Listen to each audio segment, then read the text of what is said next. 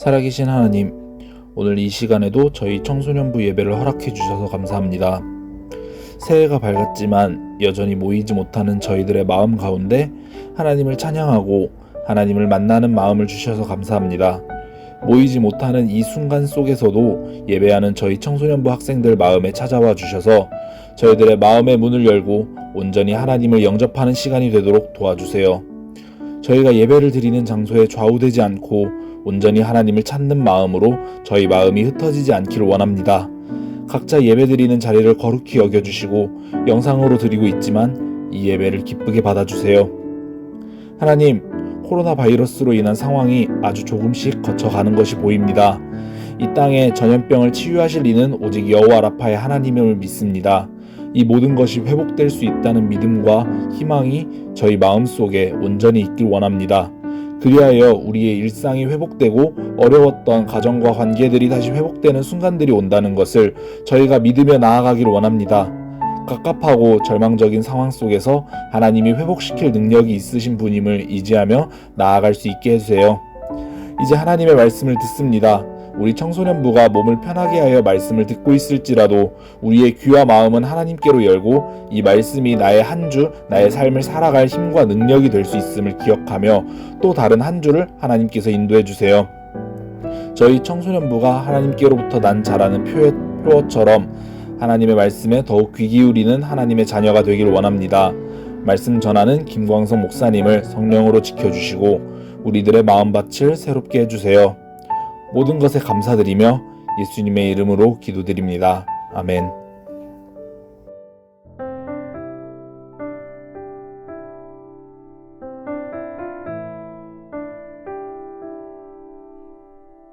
그들이 날짜를 정하고 그가 유숙하는 집에 많이 오니 바울이 아침부터 저녁까지 강론하여 하나님의 나라를 증언하고 모세의 율법과 선지자의 말을 가지고 예수에 대하여 권하더라.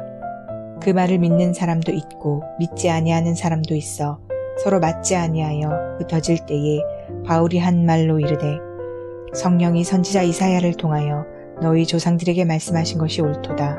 이렀을 이 백성에게 가서 말하기를 너희가 듣기는 들어도 도무지 깨닫지 못하며 보기는 보아도 도무지 알지 못하는도다.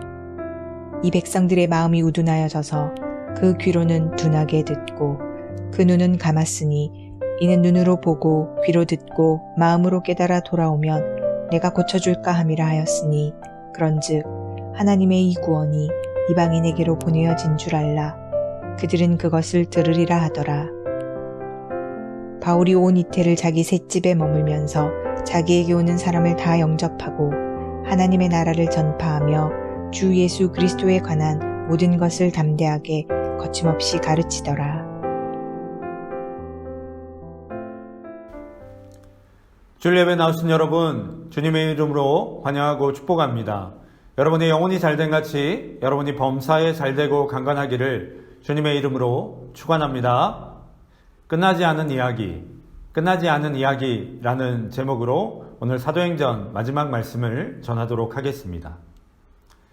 2월달은요, 보통 졸업식이 많이 있는 시즌이죠. 그동안 여러분들이 배우고 훈련받아왔던 과정을 마치고 이제 새로운 단계로 올라가게 되는 그런 시기입니다. 초등학생은 중학생이 되고요, 중학생은 고등학생은 대학생이 되고 또 대학생은 사회인으로서 그 걸음을 내딛게 되죠.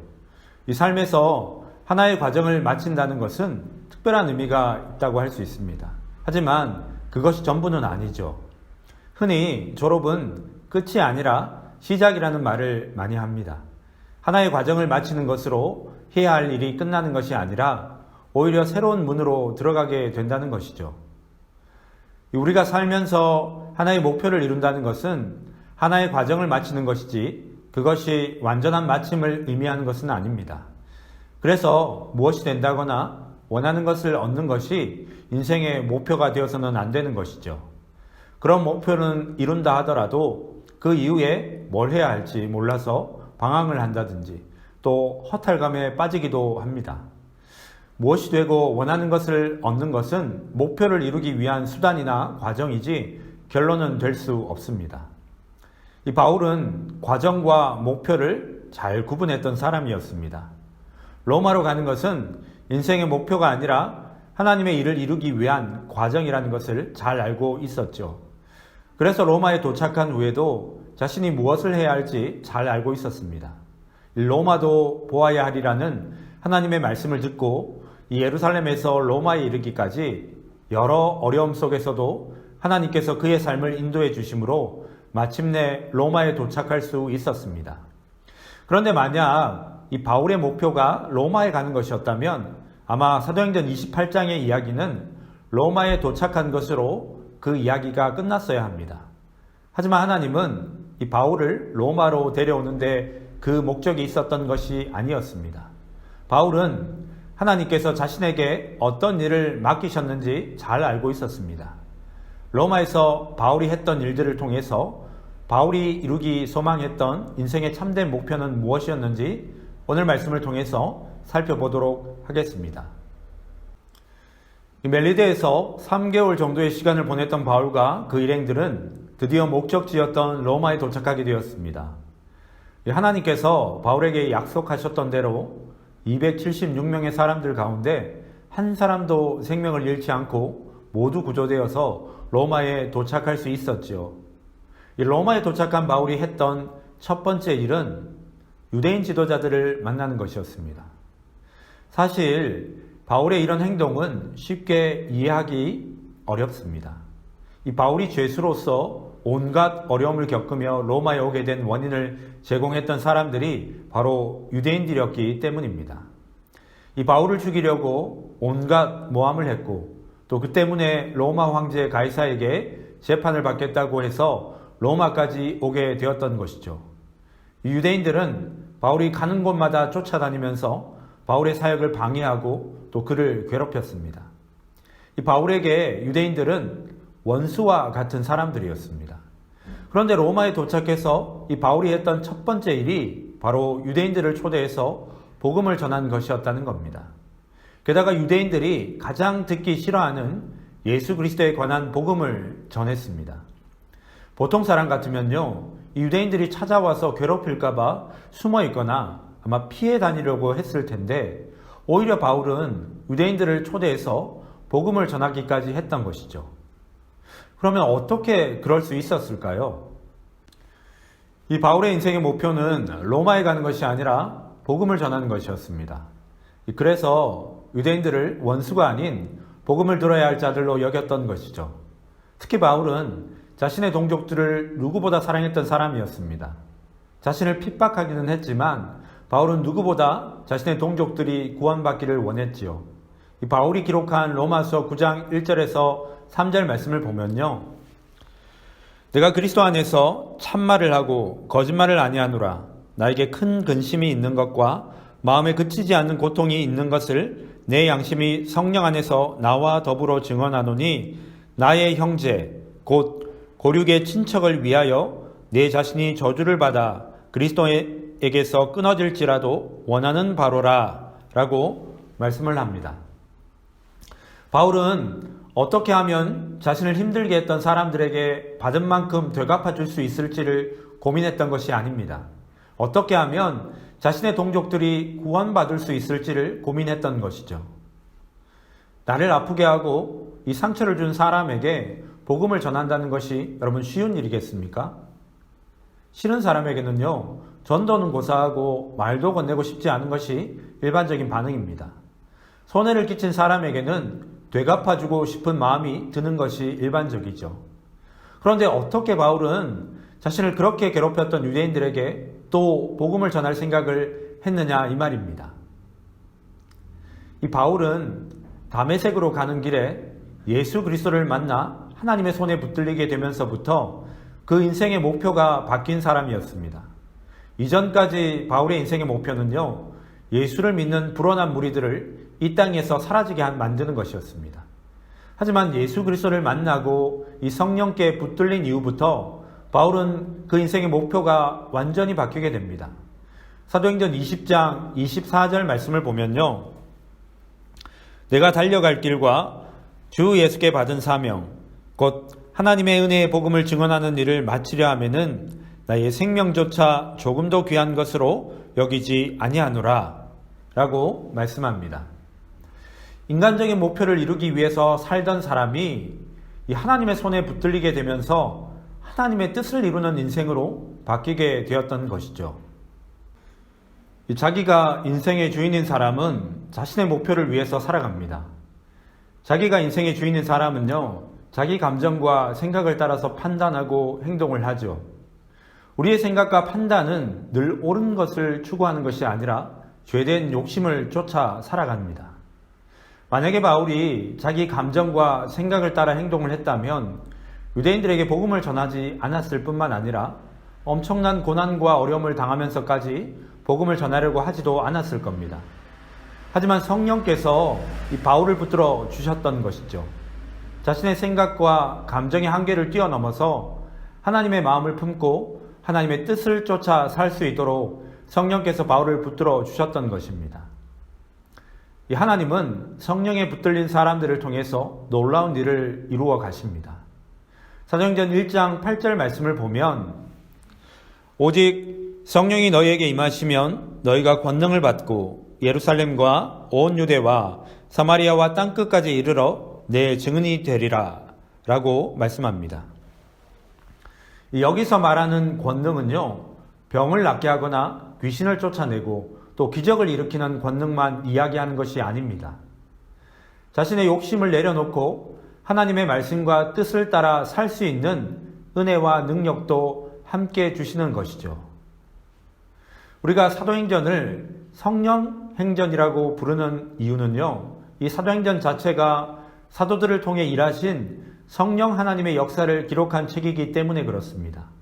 베드로도 또 스데반도 바울도 모두 대단한 하나님의 일꾼들이었습니다. 이런 사실이 우리에게 소망을 주는 것은요, 우리가 하나님의 손에 붙들려 하나님의 뜻을 이루는 사람으로 쓰임받기를 소망한다면 바울처럼 또 베드로처럼 하나님께 쓰임받는 인생이 될 수 있다는 것이죠. 사람의 힘으로는 할 수 없는 일들을 성령께서 행하도록 인도해 주신다는 것입니다. 우리는 하나님의 능력이 부족한 것처럼 못한다고 말하는 것들이 많이 있지만 진짜 우리의 문제는요, 하나님의 뜻대로 살기를 소망하는 자들을 찾기가 어렵다는 것입니다. 이 바울의 삶이 여러분들에게 도전이 되기를 바랍니다. 우리 청소년부 안에 이 복음을 전하는 것이 인생의 목표가 되는 자들이 많이 나오기를 소망합니다. 그 인생을 하나님께서 사용하셔서 하나님의 살아계심과 역사하심을 증거하는 자가 되시기를 주님의 이름으로 축원합니다. 로마에 도착한 바울이 했던 두 번째 일은요, 이방인들에게 복음을 전하는 것이었습니다. 오늘 읽었던 말씀 30절에서 31절 말씀을 보면 이 바울이 온 이태를 자기 셋집에 머물면서 자기에게 오는 사람을 다 영접하고 하나님의 나라를 전파하며 주 예수 그리스도에 관한 모든 것을 담대하게 거침없이 가르치더라 라고 말씀합니다. 이 바울은 그 신분이 죄수이기는 했지만 형이 확정되지 않은 미결수 신분이었기 때문에 이 셋집을 얻어서 2년 동안 로마에 머물면서 이 자신을 찾아온 사람들을 영접하고 복음을 전했습니다. 먼저는 유대인들에게 복음을 전했지만 이 받아들이는 사람이 많지는 않았습니다. 그럼에도 바울은 포기하지 않고 이 자신을 찾아오는 이방인들에게도 복음을 전했던 것이죠. 찾아온 사람들만 만난 것이 아니었습니다. 이 바울이 전도여행을 다니면서 세웠던 교회들에 이 서신을 보내 그들을 격려하고 위로하며 말씀을 가르치는 일도 계속했습니다. 이때 당시에 바울이 기록했던 서신이 바로 에베소서, 빌립보서, 골로새서, 빌레몬서와 같은 것들이었습니다. 또한 아리스다고, 디모데, 마가, 누가와 같은 제자들이 이 교회를 섬길 수 있도록 그들을 파송하기도 했지요. 이 바울은 재판을 기다리는 죄수의 신분이었습니다. 감옥보다는 사실 조금 더 자유로운 셋집에서 거주하기는 했지만 여전히 자신의 목숨이 어떻게 될지 한치 앞을 내다볼 수 없는 하루하루를 살아가는 죄수의 신분이었습니다. 그런데 우리가 바울의 삶을 지켜보게 되면 마치 아무 일도 없는 사람처럼 하루하루 복음 전하는 일에 전력을 다하는 모습을 보여주고 있습니다. 보통 사람보다 오히려 더 바쁘고 분주하게 지냈던 것이죠. 이 사람은 보통 해야 할 일보다 하고 싶은 일을 먼저 하려고 하지요. 하나님의 일보다 자기 일이 먼저인 경우가 더 많습니다. 우리가 교회 일을 하자고 이야기를 하면 사실 바쁘다고 말하는 사람들이 많죠. 같이 섬기자고 이야기를 하면 자기 일부터 끝내놓고 하겠다는 사람들이 많습니다. 자기 문제부터 해결해놓고 나중에 하겠다고 말하는 사람들도 있죠. 그런데 이런 사람들은요, 자기 인생의 주인이 누구인지 자신에게 한번 진지하게 물어봐야 합니다. 부르심을 받은 사람은 자기 생활이나 상황에 얽매이지 않습니다. 디모데후서 2장 4절 말씀을 보면요, 이 병사로 복무하는 자는 자기 생활에 얽매이는 자가 하나도 없나니 이는 병사로 모집한 자를 기쁘게 하려 함이라 라고 말씀합니다. 바울이 이렇게 말할 수 있었던 것은 그 인생의 목표가 뚜렷했기 때문이었습니다. 내가 달려갈 길과 주 예수께 받은 사명, 곧 하나님의 은혜의 복음을 증언하는 일을 마치려 하면은 나의 생명조차 조금도 귀한 것으로 여기지 아니하노라. 여러분은 인생의 목표가 무엇입니까? 무엇을 위해서 지금 그렇게 열심히 공부를 하고 있습니까? 여러분이 하는 공부를 통해서 하고 싶은 일이 뭐예요? 우리 인생의 목표는요, 원하는 학교에 들어가는 것이 아닙니다. 우리 인생의 목표는 원하는 직업을 가지는 것이 아닙니다. 학교도 직업도 하나님께서 맡기신 인생의 목표를 이루기 위한 수단에 불과한 것이죠. 세상에서 원하는 것을 다 얻는다고 우리의 인생이 영원히 행복해지는 것이 아닙니다. 사람은요, 하나님의 뜻을 따라 살 때에 행복을 누리면서 살 수 있는 것이죠. 하나님은 우리의 삶을 통해서 하나님 자신을 나타내기 원하십니다. 하나님의 손에 붙들려 하나님을 주인으로 모시고 사는 사람을 하나님은 자신의 증인으로 사용하겠다고 하셨습니다. 오직 성령이 너희에게 임하시면 너희가 권능을 받고 예루살렘과 온 유대와 사마리아와 땅끝까지 이르러 내 증인이 되리라. 내 증인이 되리라. 여러분은 하나님의 증인으로 부름받은 사람인 줄 믿으시기 바랍니다. 여러분, 사도행전은 아직 끝나지 않았습니다. 이 바울을 통해 복음을 들었던 사람들이 그 복음을 전하고 전해서 우리에게까지 전해졌던 것처럼 이제 하나님은 저와 여러분을 통해서 복음이 전해지게 하실 것입니다. 그 일을 위해서 우리를 복음의 증인으로 삼아 주신 것이죠. 성경의 사도행전은요 28장으로 끝이 났지만 하나님은 여러분을 통해서 사도행전 29장의 이야기를 계속해서 써내려가고 계십니다. 베드로를 통해서 또 바울을 통해서 일하셨던 하나님이 이제 저와 여러분들을 통해서 그 일을 이루어 가실 것입니다. 성도의 꿈은 하나님이 부르시고 세우시고 보내신 곳에서 그리스도의 증인으로 사는 것입니다. 하나님은 세상에서 얼마나 많은 일을 이루었는지로 우리를 판단하신 것이 아니라 이 부르심을 받은 자로서 주어진 일에 얼마나 충성했는지를 보십니다. 하나님의 끝나지 않은 이야기에 주인공이 되어 주십시오. 세상이 여러분들을 통해서 하나님을 발견하고 만나게 되는 일에 쓰임받는 복 있는 사람이 되시기를 주님의 이름으로 축원합니다. 기도하겠습니다. 하나님, 사도행전을 통해서 성령에 붙들린 사람들이 그리스도의 증인으로 어떻게 살아가는지를 우리에게 알려주시고 또 보게 하심을 감사합니다. 하나님, 우리도 하나님의 손에 붙들린 그리스도의 증인으로 살아가는 인생이 되기를 소망합니다. 병사로 부름받은 자가 자기의 생활에 얽매이지 않는 것처럼 하나님의 성도로 부름받은 자로서 그리스도의 증인으로 부름받은 자로서 우리의 삶에 얽매이지 아니하고 하나님께서 맡겨주신 증인의 사명을 충성스럽게 감당하는 저희들 될 수 있도록 은혜를 베풀어 주시옵소서. 우리의 연약함과 한계를 아신 하나님께서 우리의 힘과 지혜와 능력이 되어주셔서 증인으로서의 사명을 온전히 감당할 수 있게 인도하여 주시옵소서. 감사드리며 예수님의 이름으로 기도드립니다.